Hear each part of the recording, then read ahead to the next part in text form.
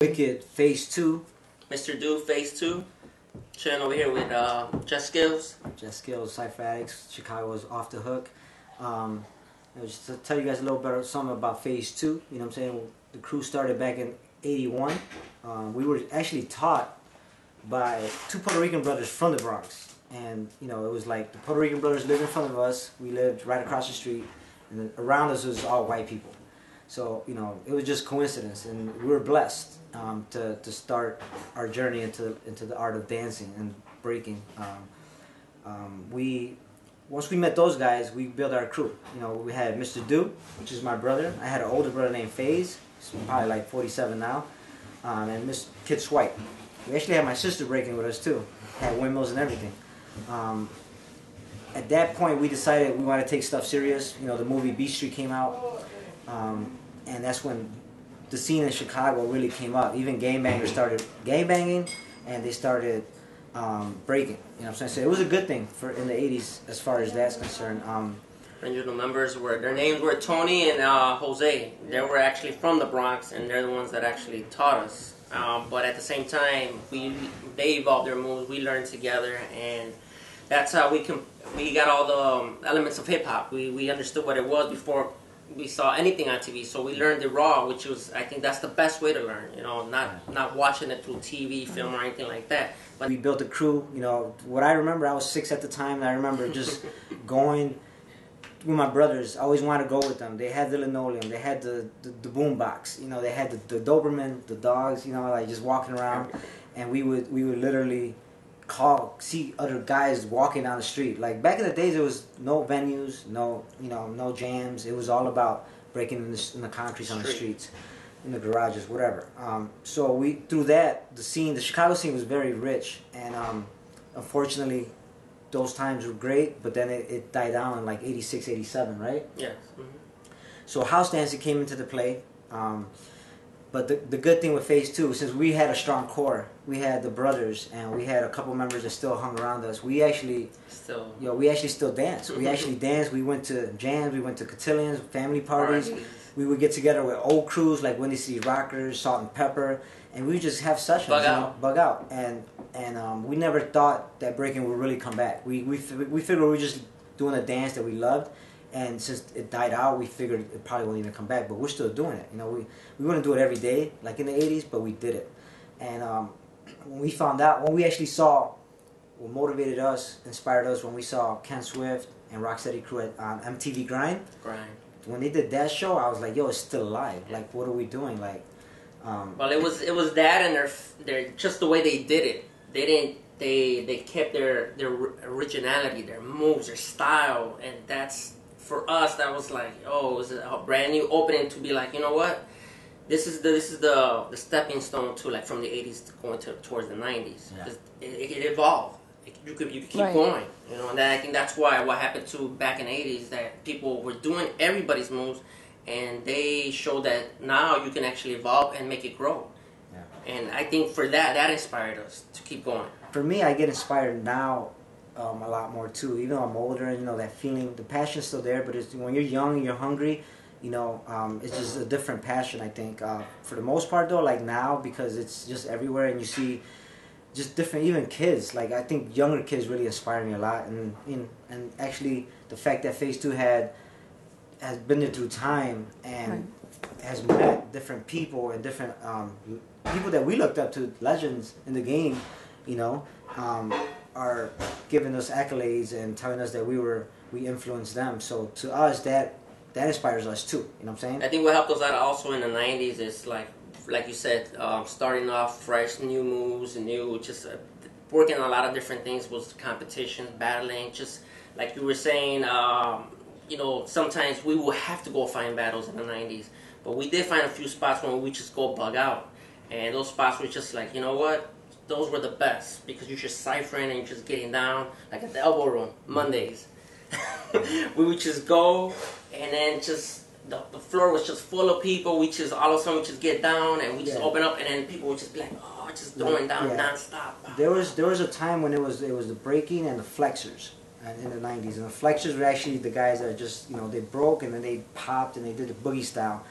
and we're more traditional, the old school. You know, a lot of people always hated Phase II because they're like, "Yo, you guys rock like East Coast. You don't rock like Chicago style." And we're like, "What are you talking about? We were born and raised in Chicago. We learned in Chicago. Yeah, we learned from the guys from the Bronx, but that means we learned the right way. We felt." So we've always had that. We've always had that foundation, that respect for the East Coast. And I think our city, you know, there's a lot of crews that really are just, or not just our city, but in the world, there's a lot of crews that are like, nah, you know, stick to your own stuff, be original. And I agree with that. But in this dance, you gotta respect the elders, respect the foundation, respect the founders who actually created this dance. You know what I'm saying? And paved the way for us to be able to be free and dance. You know what I'm saying? I think the 90s was the best time for Phase II. You know, we did Battle of the Year. You know, we met up with Quickstep and Rockefeller and K-Mel, Gumby and Ice, Clown. We met people like that really showed us a different side of the culture. And from there, we just started traveling a little bit more. We picked up members like bboy Smoke, picked up members like Roman. You know, by doing that, my style got crazier. Mr. Dude's style got crazier. Then we hooked up with Boogie Rats. And then, you know, it just became a big family. Even Skill Methods at one point during the 98 era, we were close. They would come here, we would come visit over there. And through all that, I think those crews that are hitting it now, like I remember, like, yo, those are the crews that I remember starting out in the 90s, 98, late 90s that really now are the big crews that are out there now. They're out there, they're still doing it, been doing it, never stopped. And, you know, much respect to those crews, because this dance is not easy, and to keep doing it and to not stop, that's incredible. You know what I'm saying? But I think, you know, our time ended in, you know, we had a good run, and, you know, we went to Colombia, went to, you know, met many people throughout the world, but time ended like in 2000 era. Yeah, for like maybe like say late '99, you know, like I said, we went to Scribble Jam, and we went to Scribble Jam to like supposedly defend our title, and that was like an afterthought. We ended up just going, I don't know, the competition maybe thing wasn't there as much because we wanted just to, I guess, just keep, you know, dancing and keep vibing, and just, I don't know, we were getting off of that whole battling on stage thing, so we ended up battling out there, and then we lost, and then we ended up, the next day we ended up flying us to Colombia. So it's like, it wasn't even about that, it was mostly just, you know, just to, you know, helping people out, or just inspiring more people, you know, because during that time we started noticing that, you know what, we got to give back, we got to do something, and we just felt it. We just felt that, and that's why we went to Colombia. Right after we went to Germany, we started traveling a little bit more, and then that's when he got sick after that. Yeah. So in 2001, we were still, the crew was heavy. We had Shamrock. We had members that were really stepped up their game. Yeah. You know, and on top of me, we had a school called Flash Fitness, and this guy really, we started teaching, and everybody in the city made fun of us. They were like, "How do you actually teach breaking? Like, why would you open up a school?" You know, we always been hated, but we kept it going. And, you know, 2001, yes, I unfortunately, you know, I got sick.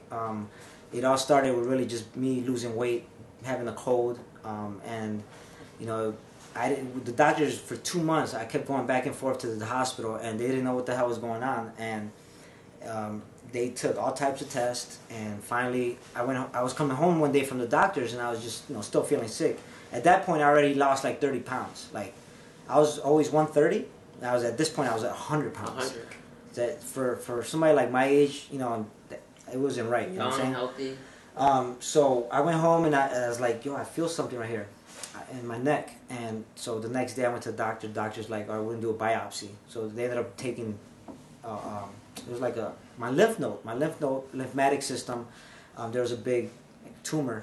They didn't call it a tumor at the time because they, you know, sometimes people get that and there's nothing based on their blood. But then from there, once they call me back a week later, they're like, Eric, are you sitting down? I'm like, no, I need to sit down. And, you know, they're like, the doctor called me, and I was like, they're like, well, you have Hodgkin's lymphoma. And I was like, cool. I was like, okay, so. And then she later on said, well, it's a type of cancer. So when she said that, I was just like, then I sat down. I was like, okay. You know, I was like, wow. And I remember my wife being next to me saying, right away, Google it, look at, as soon as I got off the phone with the doctor, she already had a list of things of I'm gonna fight the cancer. You know what I'm saying? So I never had that moment that I sat alone and said, "Yo, I'm gonna die." You know what I'm saying? I never had that moment because she was there, and then obviously my brothers and family were there, and I was actually living in this house here, downstairs in the basement, and it was very hard times. You know, I remember going to the doctor, and you know I did a 10-hour surgery. They implanted like a portacast where they inject the chemotherapy. So I did chemotherapy, 12 treatments, that's the worst thing anybody could do in life is chemotherapy. Like, it's like being drugged up on some bad stuff, and like just, you know, you like really feel like garbage, like when you're on chemo. Like you're dying almost, like wow. But then, you know, after my last treatment, the doctors were like, wow, you know, your lymph nodes are decreasing. Your blood white cells look way better, you know what I'm saying? And I think it's working for you, you know what I'm saying? So it's been 9 years. I've never said I left the scene, even though I did leave it. And though it was in 2003 when I said, yo, you know, I'm better now. Like, I want to still break. And my mom's like, no, I don't want you. You know, my family's like, I don't think, you know, even some b-boys, some of my best friends advised me, yo, just eat right, work out softly, and just, you know, don't break no more, you know, because a lot of times people think that well, the doctor even said, like, you know, you can get a blood clot by pulling your muscle the wrong way, you know. So b-boys out there, like, stretch, you know, eat right, like, just take care of your bodies, and you know, you never know what can happen. But what inspired me was the fact that I felt like I was at my peak in 2001. I felt like that what we have done in the 90s was our time to really elevate more on a different level. And to me, I felt like that was taken away from me. So in 2005, I said, fuck that. I'm recreating the crew. And I had a bunch of young guys already that I picked out in the scene. Brave Monk, Ambrose, you know, Gabe Star, guy, you know, there's some more. Micah, and Smoke. Smoke at that time, like, the messed up part, the thing that got to me was the fact that my crew, I mean, I don't know if you want to talk about how you guys felt, because I felt like they should have kept it going. They should have kept it going, and I felt like I would have just jumped in with them. But yeah, to add to that real quick, I mean to cut you off, but a lot of people, you know, kind of dissed us in a way and saying, well, what happened to Phase II? Why'd you guys stop? You know, and it's not that easy, man, because it really shocked us what happened to him. You know, like when I was around him, I was strong, but when I was by myself, I would break down, because you know it's just a life-changing experience, especially living with him and seeing what he was going through. That was the last thing on your mind, you know. I mean, eventually, and I just felt like he didn't get no feedback from b-boys, not knowing how really sick he was. So I felt like we got lashed out a little bit. And Smoke, his motivation was always wicked, and when he saw him like that, he got like his motivation wasn't there anymore. So I think from that point in time, when we saw him feeling it and wanting to get better, then that's when we were there 100%. But we didn't care about that. We wanted him to get better first, for his life first. Because, like I said, a lot of people didn't see that, but we saw it every day. And the struggles, is like you said, man, it was real tough. Yeah, it was tough, but, you know, my family, friends, people like, you know, Lino and Kamel will call me from China. This is before Facebook, before, you know, any internet. So not, you know, you couldn't just shoot anybody a text or something. People actually had to get your number and call from a home phone and be like, yo, Kate. I remember Kate calling from China. It really meant a lot to me. And he was like, yo, I heard, you know, you're going to be all right. Don't worry, you know. So I had a lot of support, you know, like the b-boy community did help, you know, some of my people close friends. Family. Yeah. I'm taking off from 2001. In this past 2 years, I feel like it's still 2003 right now. You know what I'm saying? So, or 2007. And to me, that inspired me to keep it going. I was like, I'm going to survive, and the crew's going to be prosperous. The crew's going to be great. I'm going to have some new members. I'm going to bring back the old members. I remember Smoke. I had a trick Smoke. I was like, yo, Smoke, come here. We're going to have a barbecue. And we actually had a big meeting in practice. And that was the first day we all got together and we're like, yo, we're going to do this one more time.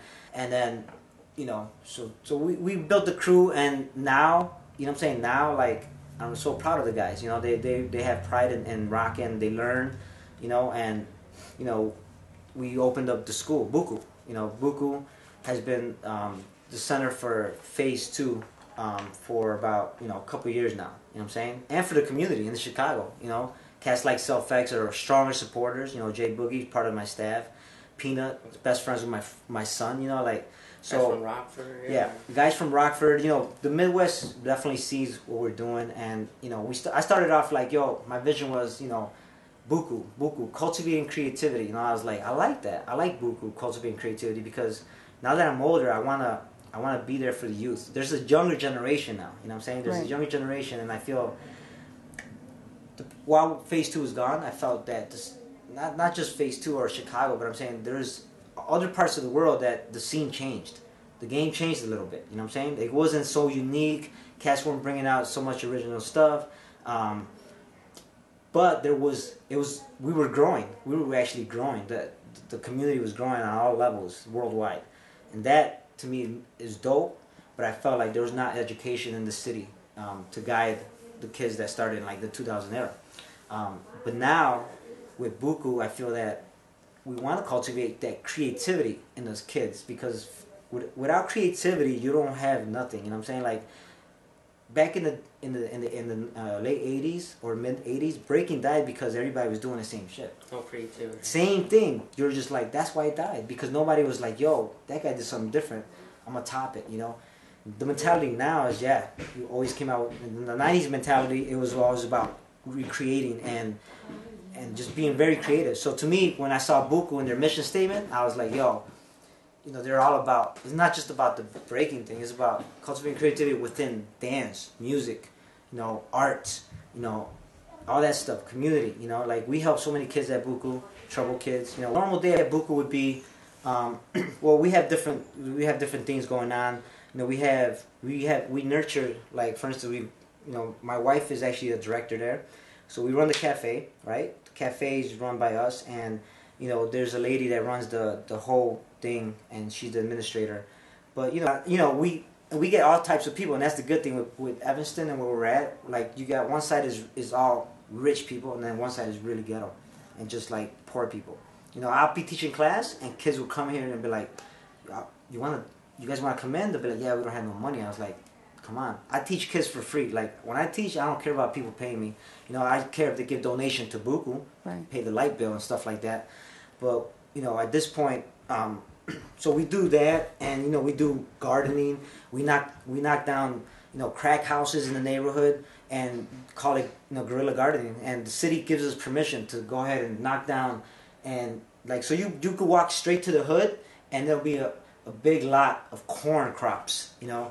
And so our vision behind that is to just, Buku stands for, you know, it's kind of like the Jamaican word of a lot. It means a lot. Buku, yo, that's buku money, you know, like it's a lot. So that's what it stands for. We don't just do, you know, well, actually they never had the hip hop program there. They never understood what hip hop was, breaking. Past 2 years, man, I think that's one of the best programs there now, is the hip hop program. Kids come all the time, you know, to the jams we throw, you know, hosting people like K-Mel, Asia One, Jeskilz, Cypher Adikts. You know, those Lean Rock coming out. So Lean Rock would be one of our strongest supporters, because I told him my vision of how I wanted to do it, and he was like, yo, I'm gonna fly myself out. So he would fly himself out to DJ my jams. Like, Cypher Adikts, to me, the vision that I see, you know, I've never been to a Cypher Adikts jam. You know, I've known that it's real popular in LA, and I know that you've taken it to a couple places. And what you do, the way I grew up in the 90s was all in the ciphers, dim lights. It was, you know, you see the footage and you see just me rocking, and those are the moments to me that really let a dancer get loose, let them inspire themselves, let them be as free as possible. And to me, as a dancer, I feel that being creative is being infinite is key. So to me, Cypher Adikts represented what I grew up on in the 90s, you know what I'm saying? On top of that, Cypher Adikts, you know, has built so much momentum because of what your mission statement is, you know what I'm saying? And that's to inspire the young generation and to teach them, like, yo, this is how they used to rock it. And on top of that, you get all these people getting limelight, you know what I'm saying? People getting limelight, like, for winning competitions, doing, you know, 10 solos in one competition, and they're like crowned the champions. So Cypher Adikts is really, I like the fact that you want to give shine to the cats that really don't get no recognition in the bright lights, but they kill it and they go 100 rounds in the ciphers. To me, they work harder. So to me, you know, to bring that to Chicago, a needed city, a city that needs something like that. Cypher Adikts Chicago, to me, was the best thing that could ever happen to Buku. For the past 2 years that we've been there, you know, doing workshops and things like that, and jams, and you know, we have a jam called Funk Masters that we try to bring that element in, but Cypher Adikts to me is more about, no, I still gave prize money. You know what I'm saying? Like, because in this city, in Chicago, if you don't have prize money, people won't go to your jam. But that was 2 years ago. That was my vision. But now, you know, seeing Cypher Adikts, how it played out, how people just went there, and they just want to be a part of it. They just want to be a part of that. And the theme that Jeskilz puts out, you know, that you put out, like the dim lights, you know, like all the little details make a difference. You know what I'm saying? Without that, I would have thought about that. So to me, that's what makes Cypher Adikts so successful, is the fact that the little perks that you add. Detail. The DJ, Irvin Arana, killing it on all levels of music that makes you dance, not just the breaks. You know what I'm saying? So to me, it was just, and the fact that it's only a 3-hour jam. You know what I'm saying? Right. Like, and still cheap too, affordable for cats that can't really afford it. And you're at the same time, you're helping community. The one thing I liked about it was the fact that you really came out and worked with Buku. Buku really needs it. The city really needs it. Your mission statement is gonna, is gonna reach the city, man. I mean, the cats that didn't even show up, they were texting me saying, "Yo, I heard it was so amazing." You had Red Bull people calling me saying, "I wish I would have went." You know.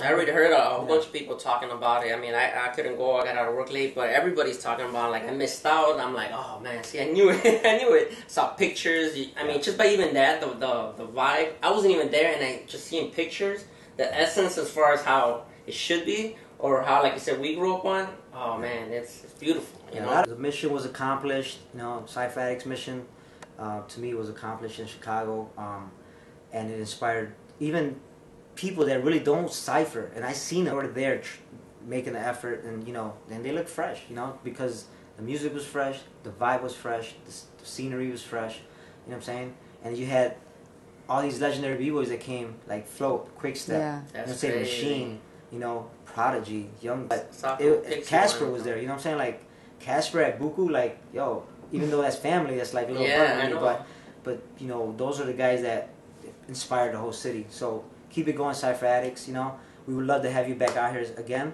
Do it better next year. And, you know, just keep on with the mission statement. We wish you best of luck and keep it going. All right. Phaze II, Cypher Adikts, Buku, what's up?